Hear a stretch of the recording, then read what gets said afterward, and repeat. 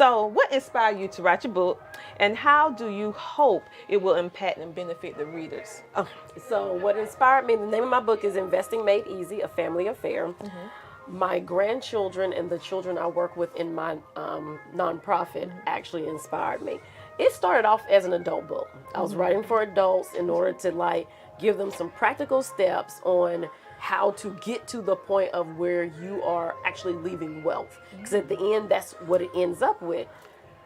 But because my heart is with kids, I kept bringing, because it's a workbook too. So it is really that sit down at the kitchen table with your kids and let's go through a chapter together. It's time for the Tina Ramsey Show. It's time to share. Hello, everybody. I am Dr. T&J Ramsey, the host of the Tina Ramsey Show and podcast, powered by CTR Media Network. And we are here today at the LitCon South Carolina event that is by the amazing Nina Webb. And she has her own publishing company called Blue Impressions Publishing. And today we have the CEO of the 611 Summit, the place where we're having this extravaganza. Okay, and so but she's also an author too. So I wanted you guys to get to know her and hear a little bird's eye view about her book, about her. So welcome to the show. Thank you. I'm glad to be here. No, I am so happy to finally get you to sit down to have an interview. So I'm like, yeah. Okay, so Dr. Ronda, tell me a little bit about yourself, your background, as well as just a small overview of your book, not the whole thing. Okay, I won't do the whole thing because they need to buy the book. Exactly, okay. That's why. So I am Dr. Ronda Stinson Boyd. I am an investor at heart, and that's how I ended up with this building. Besides, I also run a nonprofit, and we needed space, and so that's how the building came about. And so anybody that's interested in investing, do it. And if you're afraid to do it, call me. I'll help walk you through it. So investor at heart, really financial literacy and leaving generational wealth. My thing is that I help women create, keep, and leave legacy and wealth. Not just books, not just items, but actually leaving money, because the next generation needs money. They need a leg up. They need options, and that's the difference between our culture and other ones. Is that we don't think about that option. It's that saying of I had to work for it, so they got to work for it too. Well, yeah, they have to work for it, but can we help them a little bit get started? I like that philosophy because you're right. As African Americans, we put $2 trillion on average a year into the economy, but yet our economy suffers so much because it's a gap between financial literacy as well as just wealth building. We just don't know, and we're used to struggling in the challenge. Right. And now we need to get used to passing down the legacy and the knowledge so that we can keep it. So what inspired you to write your book, and how do you hope it will impact and benefit the readers? So what inspired me, the name of my book is Investing Made Easy, A Family Affair. My grandchildren and the children I work with in my nonprofit actually inspired me. It started off as an adult book. I was writing for adults in order to give them some practical steps on how to get to the point of where you are actually leaving wealth. Because at the end, that's what it ends up with. But because my heart is with kids, I kept bringing, because it's a workbook too. So it is really that sit down at the kitchen table with your kids and let's go through a chapter together. And you sit down and have those conversations.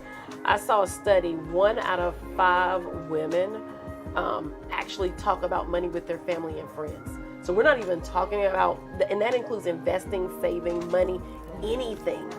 So the goal is to start the conversation and start having the right conversations.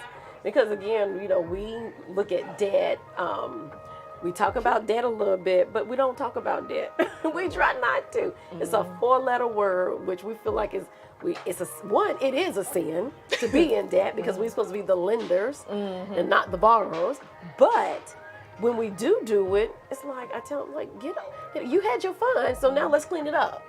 Exactly. But it actually takes you through step by step on actually talking with your kids, and how do your kids supposed to know how to manage money if they don't have it? So that's probably one of the most controversial chapters that's in there, because I talk about allowance. And we're not used to giving kids allowance, but it's like, how do you teach someone to manage something that they don't have? It doesn't. Yeah, that don't make sense. Yeah, that don't make sense. You're trying to do it in theory. That's why we in theory in debt, and that's the reason why they're in theory in debt when we get out of school, because it's like, no, I'm not going to pay them to stay in my house. Well, you don't have to. Give them a job then within the house, if that's your thought process. But I talk about it in the book as far as using their age as a guide. So if they're 14, then their monthly allowance will be $140. So you're just adding a zero. But it's every 2 weeks. So that's only $70. Yeah, $70 every 2 weeks. Oh my goodness, you give us the roadmap, because for most of us, we didn't even have that type of teaching ourselves. Most households, like you said, did not grow with an allowance, not in African American households. Not saying that we don't have it, because we do, but I'm just saying for the majority that I know growing up, we didn't talk about it. And so the fact that you're talking about that, but then you're giving us a roadmap, because it's one thing to tell somebody to do something, but it's the how. And you're telling us the how so that we can change it. Correct. To change it, we can execute it. So, as a featured author here at the LitCon event, presented by Blue Impressions Publishing, what aspect of this event are you most looking forward to today? The speakers. The speakers. I know there's going to be some speakers that's revealing some new things that they're bringing out. But actually being able to hear the wealth of knowledge, because it's not just about publishing the books, it's about teaching and going beyond the book. And actually hearing people's story of, like, how did it get started? And what's keeping it going, and why do I need it? Exactly. So, but it really meeting new people, the networking, and actually hearing the featured speakers speak. So when we think about LitCon in general, it aims to provide all of us with the unique insight, like you were speaking about life and being an author. But based on your experiences, what key advice would you offer to ones who are aspiring to become an author? Get started. Well, Get started. I feel like everybody has a story. Now, your personal story, if no one knows you, your book might not sell, but there was a lesson that was learned in your personal story. So what you do is you take that lesson that was learned to actually be able to now produce and tell your story around the lesson that you learned.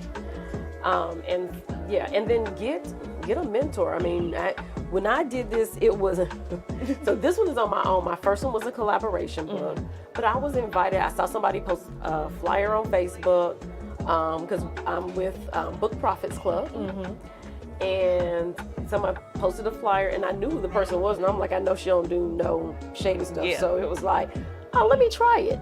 The process was so easy. Like, it's not as hard to write the book as you think.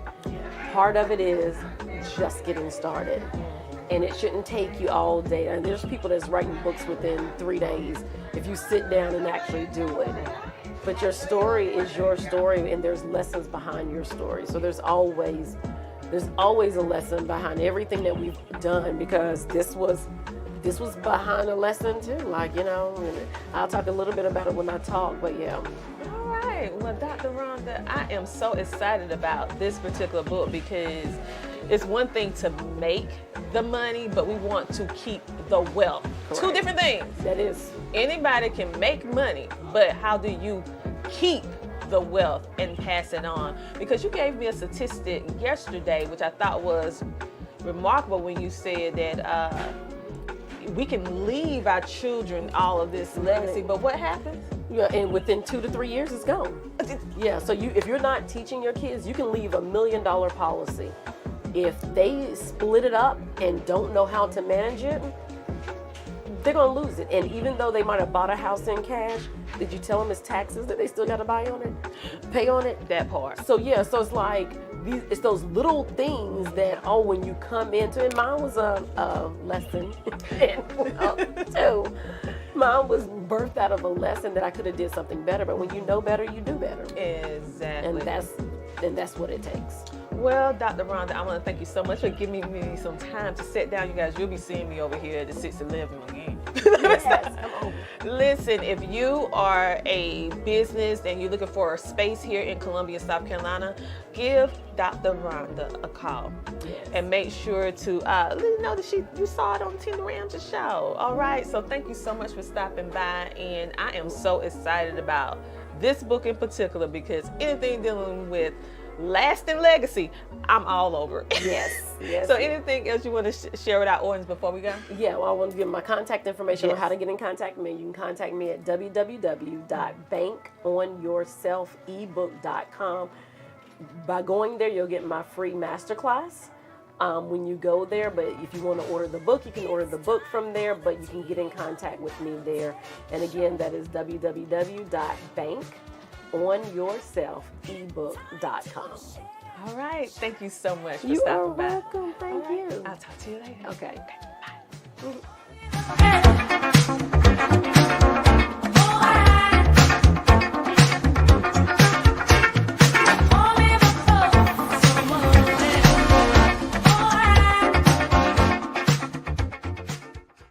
Have you heard about Book Authority's best new podcasting book winner, which is Dr. Tina J. Ramsey for her book, The Power of Podcasting, Unlocking Tips and Strategies for Podcasting Success.